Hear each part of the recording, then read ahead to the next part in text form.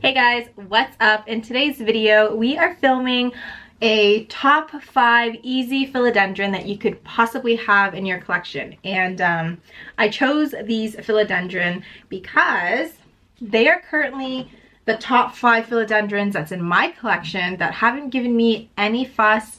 They have probably been neglected to the point where it's like almost abuse at this point, but they're growing, they're thriving, and I think if you are starting to grow your philodendron collection, these are probably a really good, I don't know, I guess like easy to care for plant to have.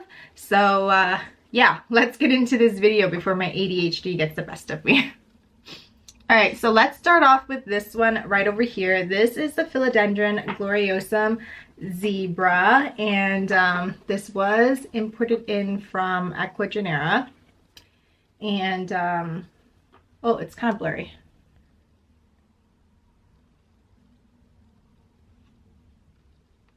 There you go. So, as I said, this was imported in from Ecuador. It's been acclimating in the exo tank for quite some time now, and it definitely needs to be repotted because it's struggling right now. So this is the newest leaf that it's put off, and you know, the veins on this looks stunning. I haven't had any issues with it. I know that a lot of people end up getting like spider mites, or yeah, I think it's like mostly spider mites, but I haven't had any issues. Just growing and thriving. It did take quite some time to acclimate because it did come in as an import from Ecuador, and as you know, like Gloriosums just don't ship well. So yeah, it did take some time, but it's here and it's really pushing on the container that it's in. Like it's just, yeah, it's kind of sad. So yeah, I'm actually gonna repot this today. I am actually going to put it in this container. Now this is just a container from Muji, and I know it has like this hole back here, but I actually took a piece of my unicorn mat. I'm just gonna put it in there and just pot it up. So let's take a look at this Gloriosum and see just how much it's rooted since I've started acclimating it, like probably 6 months-ish ago. Has it been 6 months-ish? I feel like it's been longer. I almost want to say it's been like almost a year. In any case, I'm gonna unpot it now. Okay, so I already have my potting mat laid down. This is ready to go. Let's see what I can do. Kind of terrified of snapping it off because it's so root bound right now.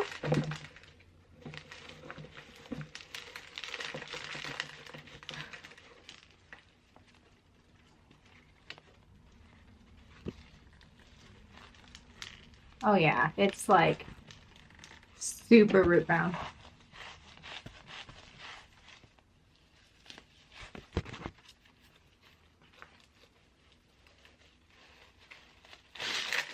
There we go. So in here, I have stratum and pons. And look at it. Oh, let me see if I can shake some off first. Look at how root bound this is. It looks so good. Yeah, I'm quite impressed with how much it's grown. So yeah, I'm just gonna go ahead and pop it in here. And then, you can't even see me. And I'm just gonna backfill. So this is how it's sitting right now. I'm gonna go ahead and start backfilling this with pons because that's what it's currently in. And then that'll be that. I don't really need to do too much with it. What I may end up doing is taking all of these plants downstairs to give it a quick rinse and then putting it back on the shelf. But in any case, it's doing fine. All right, so this ended up being a little bit more labor than I had anticipated. I had to run downstairs to get a takeout container to wedge in between here because as I was potting it up, I decided that I don't want to fill up this entire container with ponds because I don't want to run the risk of root rot. Now, as I've said this before, if you upsize your plant too quickly and you know it's holding on to too much water, that's how you end up with root rot. So yeah, so that's the reason why only half of it is filled with ponds, and I will just gradually add more when I see more root development. So hopefully this little guy right here, right there, I hope it starts to like grow a little more because that growth point looks really sad. All right, moving on. All right, so now let's talk about this plant. This is a Philodendron Nerangetense. I'll just, you know, text as usual. Look at it. Also another Equigenera import, and it's grown quite a bit, like ridiculous, in this dinky little container. Very sad, I know, but yeah. It's doing very well. It currently has a lot of spider webs around it because I actually have this coexisting with my fiddle leaf fig downstairs. So, you know, I don't ever really go down in that area, which is probably why it looks so sad. And that's the other reason why it's like been hanging out in this tiny little container. So I think I had imported this in last year and it's put off these many leaves. Like I said, very neglected because the leaves look very dull. It's not very shiny. This growth point looks intense. So I kind of want to like upsize its pot before, you know, it's too late. So yeah, let's go ahead and take this out and see what the situation looks like. I'm actually going to try to do it over its new container, which is over here. Okay.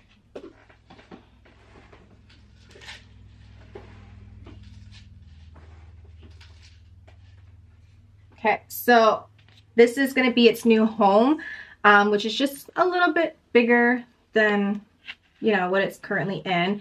And I just put some coco coir, perlite, ponds, and charcoal at the bottom. And I would have preferred to keep it in no drainage, but because it kind of coexists with my fiddle leaf fig, I figured better to just give it like a plastic pot with drainage holes, because then, you know, the extra water can just feed the fiddle leaf fig. So let's just carefully do this. The roots don't look so bad. Ooh, I'm making a mess. Doesn't look too bad. It looks like it's suffocating a little bit. You can't even see. There you go. So the roots don't look too bad. I don't really know if you can get a good look at it, like maybe over here. So you can see some nice root development. Looks very dry. It definitely needs to be repotted and kind of get like a good drink of water. So I'm gonna go off camera and just repot this, and then yeah, I'll just be right back. Okay, so this is all potted up, and I don't know if you guys had noticed earlier, but the way that this was growing, it kind of was growing up, and this type of philodendron is also another crawler. So what I did do was I kind of like laid the rhizome down so that it can grow horizontally. And yeah, I'm gonna probably give this a really good drink of water and kind of clean up these dead sheaths, because I want the aerial roots to kind of like grow and anchor itself into the pot. And also the new leaf that's going to emerge, I don't want anything to like, you know, prevent it from being a perfect leaf. Like this one is the newest leaf. Looks pretty good. You know, it's pretty cute. And the back, you know, the petiole is always very interesting. I think this is one of the reasons why I wanted this plant, because the back was very nice. And I think the new leaf that comes out is like not green, it's like almost a purplish color as well. But yeah, this definitely needs to get rinsed because I see a whole lot of spider webs. But yeah, moving on.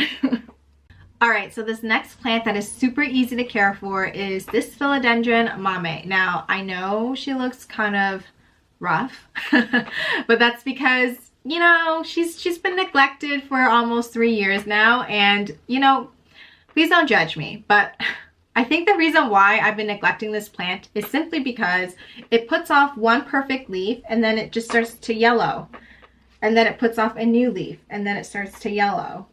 So I think I've just been really annoyed with the plant because it has never given me any perfect leaves for a very long time. But to be honest, when I first got the plant, I was still very new to, you know, caring for plants. So what I probably should have done was check the leaves to see if it had anything, in which case it did. I actually find that this plant in particular gets a lot of scales. Don't know why, but it does. And I think my McDowell had a lot of scales too. And it's no longer with me because the scales like totally took over. But you know, I treated her and she's still alive. She just looks really sad. Definitely needs to be repotted, as you can see. She's totally growing right out of the pot. I am probably going to need to repot, trim back a lot of roots because I'm certain there's a lot of root rot going in here.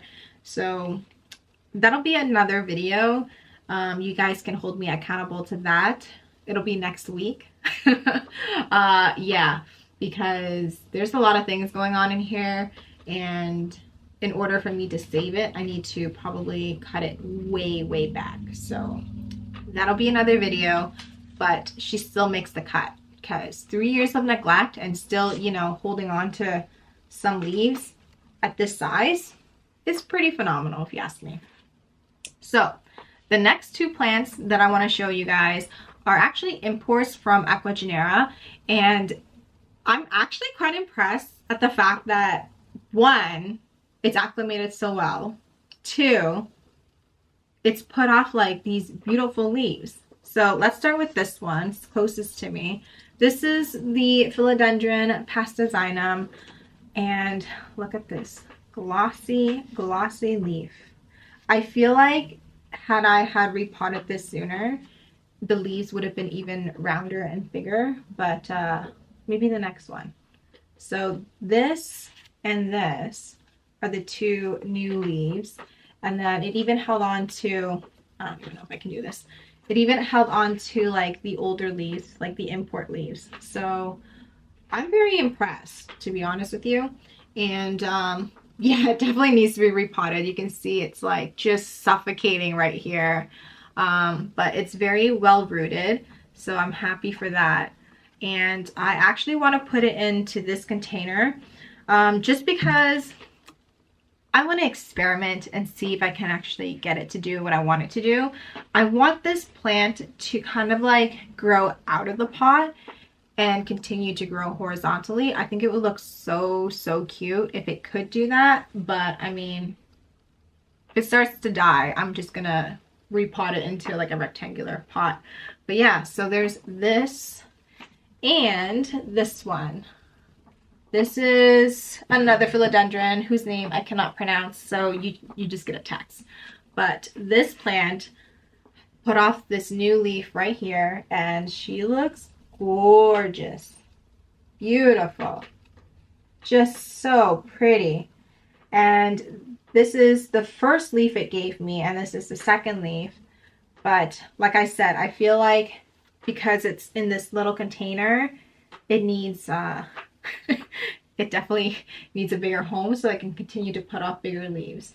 And I need to peel these little sheath things back so that it doesn't hinder its growth. So I'll go off camera, repot these guys up, and then I guess show you the the final product. Okay guys, real talk. The actual reason why I've been putting off repotting these plants for so long is honestly, it's to clean up. Like, look at this. I'm sure I have ponds and charcoal and stratum in my hair right now because PETA was messing around with it too. But in any case, I'm done. I'm here. I survived, you know, just 30 minutes later. But here is the finished product. I actually ended up having to cut this in half, where you're probably like, but where? I had to cut the rhizome actually. So the rhizome was very long, and when I had cut it, I was like, oh, there's like a lot of roots going on right here. And it even has a very nice node right there. Is it focusing? Right there. So that is a node. I am 100% sure that once I, you know, give it enough humidity, it'll just, you know, give me some leaves. I'm debating if I want to do that because I don't know. Every time I propagate, I'm always like, oh, it'll be nice to gift to somebody or what have you. And I'm just like, it's so much work. It's so much work to propagate. And it's like not even worth reselling because it's so cheap now. But I mean, we'll see. Here's the Designum. I had to put it in a clear container because the root ball was so big. I actually had a very hard time getting it out of the vase. I actually thought I had to break it, but we're here, and I had to stake it up as well with a trellis. So yeah, all of these plants are now going to go into my shower. They're all going to get a nice rinse, and hopefully they just continue to grow and thrive. Tips, if anybody is interested, when you're repotting, I don't like to mess around with the root ball too much. What I will actually do is, if I have to, I will kind of break the bottom of the root ball so that it can kind of fit easier into the its new home. So like, let's say this is the situation, I would break up the bottom piece right here. It's not even focusing, but there you go. So if this was the plant like this, and it was like tightly root bound, I would just break up the bottom piece here so that the roots have a place to go, and you're kind of shaking things up. And when you shake things up, it's going to be like, oh my God, things are happening. I got to like reestablish my roots and grow some more. So yeah, that was a tip. That was a tip to how to like kind of get your plant to kind of wake up a little bit and to produce more roots. All of these guys, like I said, are gonna go into the shower. They're gonna get a nice rinse because the leaves are kind of dull, and they all will get a drink of water with HydroGuard. I'm not gonna put any nutrients in it because I'm just always so paranoid that it might like burn the roots or something. But yeah, that was all for today. Next week I will work on a treatment plan and saving this this Philodendron Mommy. But yeah, those were the 5 philodendron that is like top of my list that are super easy, easy to care for, especially if you're beginning and starting out for the first time. But yeah, I'll see you guys in my next video. Bye.